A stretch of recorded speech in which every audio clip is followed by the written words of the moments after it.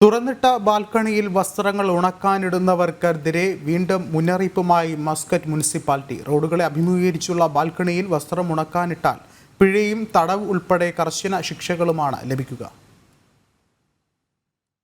ഒമാന്റെ തലസ്ഥാനമായ മസ്കറ്റിൽ തുറന്നിട്ട ബാൽക്കണിയിൽ വസ്ത്രങ്ങൾ ഉണക്കാനിടുന്നവർക്ക് 50 മുതൽ 5000 റിയാൽ വരെ പിഴയും 1 ദിവസം മുതൽ 6 മാസം വരെ തടവുമാണ് ശിക്ഷ.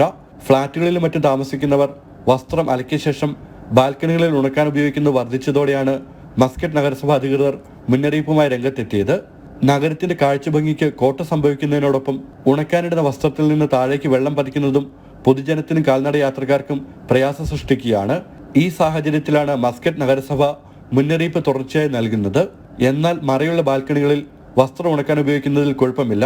ബാൽക്കണിയിൽ വസ്ത്രങ്ങൾ തൂക്കിയിടുന്നുണ്ടെങ്കിൽ അവ പുറത്തേക്ക് കാണാത്ത വിധം മറച്ചുകൊണ്ടായിരിക്കണം. ജനം, ദുബായ്.